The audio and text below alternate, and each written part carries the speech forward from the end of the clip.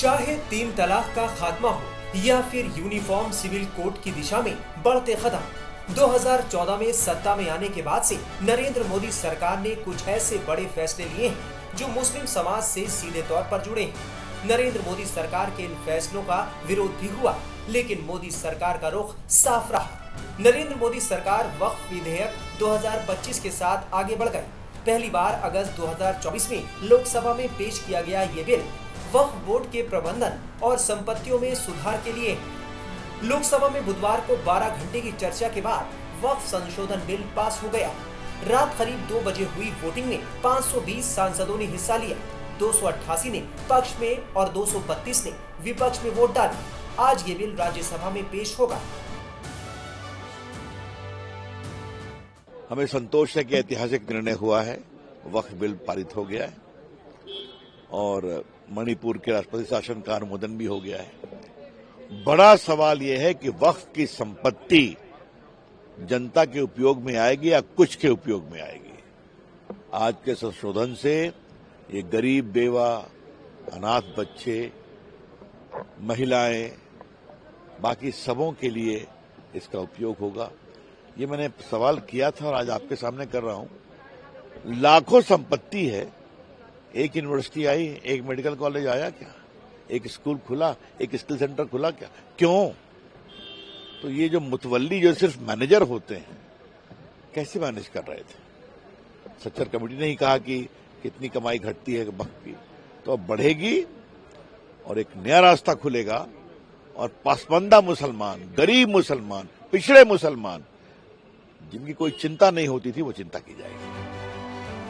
वहीं इससे पहले वक्फ बिल पर संसद में चर्चा के दौरान AIMIM सांसद असदुद्दीन ओवैसी ने बिल फाड़ दिया।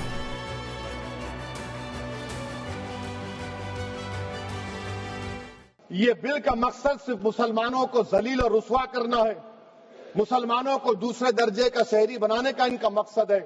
सर, अगर आप हिस्ट्री को पढ़ेंगे तो महात्मा गांधी उस वक्त के व्हाइट अफ्रीका में सफेद फॉर्म अफ्रीका के कानून को महात्मा गांधी ने कहा था कि ये मेरा कॉन्शियंस इसको मानता नहीं, मैं इस कानून को कबूल नहीं करता हूं।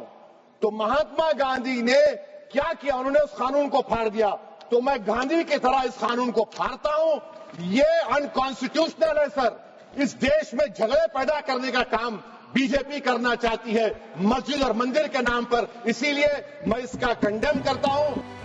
दूसरी तरफ अजमेर दरगाह से जुड़े और ऑल इंडिया सूफी सज्जादा नशीन काउंसिल के अध्यक्ष सैयद नसीरुद्दीन चिश्ती ने वक्फ बिल के लोकसभा में पास होने पर खुशी का इजहार किया।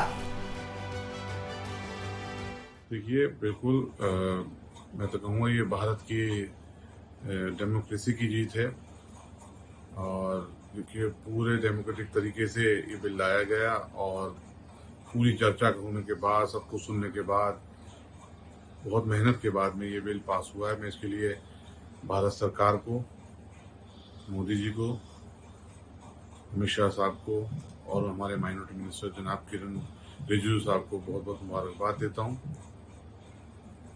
मोदी जी का शुरू से 2014 से जब से आप प्रधानमंत्री बने तो उन्होंने एक ही बात कही है, सबका साथ, सबका विकास और सबका विश्वास। तो उन्होंने अपनी इस बात को कायम रखते हुए इस बिल को पेश किया अभी सरकार की तरफ से और मुसलमानों के हित में एक बहुत बड़ा कदम उठाया, जिसको आज कामयाबी मिली है। सरकार ने मुसलमानों के हित में ये कदम जो उठाया है, ये बिल्कुल उनके भविष्य के लिए, खासतौर से वो मुसलमान जो गरीबी रेखा के नीचे जी रहे हैं, उनको बहुत फायदा पहुंचेगा।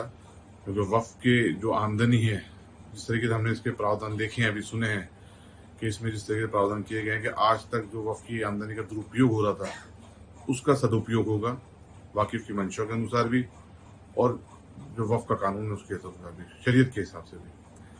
और इंशाल्लाह ताला मुसलमानों के अपलिफ्टमेंट के लिए काम किया जाएगा। और मोदी सरकार, मुझे बहुत उम्मीद है कि अब कोई ना कोई बड़ी स्कीम मुसलमानों के डेवलपमेंट के लिए भी इंट्रोड्यूस करना चाहिए, जिससे कि फंडिंग इधर से वक्फ के डिपार्टमेंट से हो और मुसलमानों के लिए एजुकेशन इंस्टीट्यूट कायम हो, खास तौर से मुस्लिम बच्चियों के लिए, उनकी एजुकेशन के लिए भी। और वो आगे बढ़ना चाहते हैं मुस्लिम बच्चे, तो उनको एजुकेशन के तौर पे आगे बढ़ाया जाए, क्योंकि जब तालीम होगी तो इंशाल्लाह ताला वो आदमी अपने पैरों पे खड़ा हो सकेगा और अपने जीवन को एक उच्च स्तर का बना सकेगा और ये देश की तरक्की में भी अपना योगदान दे सकेगा। तो मैं तो भारत सरकार से अब यही अपेक्षा करूंगा भविष्य में कि ये बिल कल राज्यसभा में पेश किया जाएगा और पूरी उम्मीद है कि वहां से भी पास होगा। उसके बाद में ये कानून का रूप ले लेगा। उसके बाद में मुसलमानों के अपलिफ्टमेंट के लिए बड़ी योजनाएं लाई जाएं और खासतौर से यतीम बच्चों के लिए, विधवाओं के लिए उनके घर बना के देने का भी प्लानिंग की जाए। गरीबों के जिनके पास घर नहीं, जो बेरोजगार, उनको रोजगार देने की कोशिश की जाए। मोदी जी ने जो कमिटमेंट किए हैं आज तक वो पूरे किए हैं और मुझे उम्मीद है आगे भी पूरे करते रहेंगे कि सबका साथ, सबका विश्वास और सबका विकास। मौलाना शहाबुद्दीन रजवी ने भी वक्फ बिल के पास होने पर मोदी सरकार का शुक्रिया अदा किया।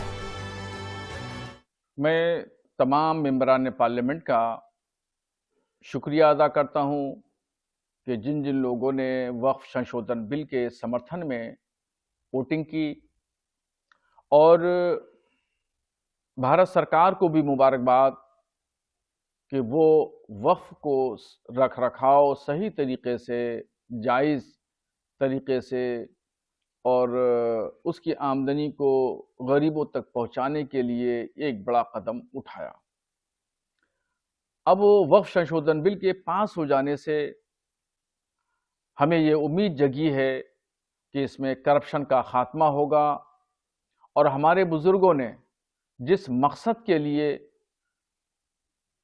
ज़मीनों का वक्फ किया था, उससे होने वाली आमदनी गरीब, कमज़ोर, लाचार, बेवा, यतीम मुसलमानों पर खर्चा होगी और होने वाली इससे आमदनी से स्कूल, कॉलेजेस, मदरसे और मस्जिदें बनेगी और इनका रखरखाव होगा। मुझे तो वक्फ संशोधन बिल पार्लियामेंट में पास होने से बेहद खुशी हुई है।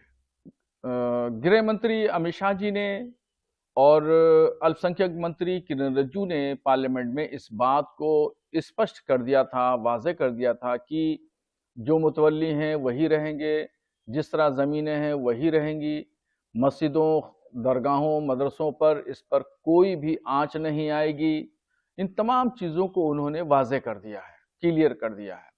अब इसमें कहीं भी शक व शुबे की कोई गुंजाइश नहीं है। जहाँ तक विरोध की बात है तो विरोध करना इन लोगों का लाजमी काम है, इसलिए कि ये लोग अपने वोट बैंक की सियासत करते हैं। इनको मुसलमानों की हमदर्दी, उनके दर्द दुख और उनकी तालीमी पसमानदगी को दूर करने से कोई वास्ता नहीं है। इनका काम है सिर्फ विरोध करना और सिर्फ विरोध करना।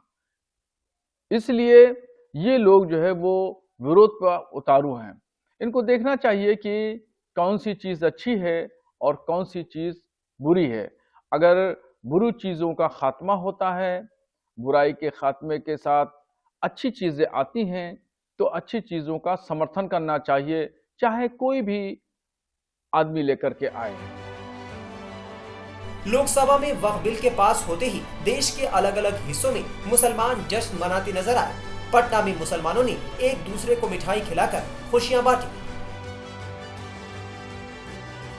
अल्पसंख्यक गरीब औरत, गरीब के लिए, अनाथ के लिए, बेसहारों के लिए फायदा हुआ है।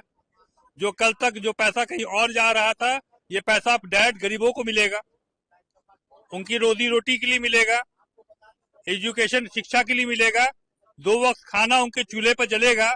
गरीब महिलाएं हैं, यतीम बच्चे हैं, यतीम लड़कियां हैं, उनकी शादी विवाह होने में, पढ़ाई लिखाई में ये सारी चीजें आ रही थी, अब तो नहीं है ऐसा। उन तक ये सारी चीजें पहुंचेंगी, इससे हम लोग बहुत खुश हैं। हमारे नरेंद्र मोदी जी के प्रयास से ये सारा काम हो रहा है। वक्फ बोर्ड के पैसा को खाने वाले लोग के दुकानों में ताला लग जाएगा, उनकी दुकानें बंद हो जाएंगी और जो मुस्लिम समाज की गरीब महिलाएं हैं, यतीम बच्चे हैं, बेवा महिलाएं हैं, मिस्कीन जो लोग हैं, पसमानदा समाज के लोग हैं, उन लोगों को सीधा वक्फ बोर्ड के पैसा और उसकी प्रॉपर्टीज का जो है फायदा होगा, उनकी जिंदगी में बदलाव होगा। वहीं शुरू से वक्फ बिल का विरोध कर रही कांग्रेस ने बिल के पास होने के बाद सवाल उठाए। देखिए, संविधान को रौंदा जा रहा है। देश के अंदर संविधान के साथ पूरी तरह से खिलवाड़ और मजाक हो रहा है और संख्या बल के आधार के ऊपर जो ये कार्रवाई हो रही है, ये बहुत दुखद है। हम लोग लड़ाई लड़ेंगे, लंबी लड़ाई है। देखिए क्या कोर्ट में जाएंगे? अभी तो कोर्ट का रास्ते खुले हुए, कोर्ट जाएंगे, क्यों नहीं जाएंगे? है ना, बिल्कुल क्लियर कट है, ये तो क्लियर कट है। हमने हाउस में भी कहा, लेकिन अपनी बात के सामने कोई चलने नहीं देते। संख्या बल के आधार के ऊपर सब काम किए हैं।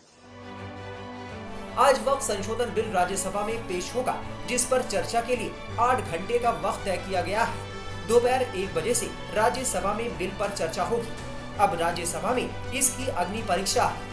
हालांकि सरकार के पास राज्यसभा में भी पर्याप्त संख्या बल है। ऐसे में सरकार को इसे पास कराने में यहाँ भी कोई दिक्कत नहीं आने वाली।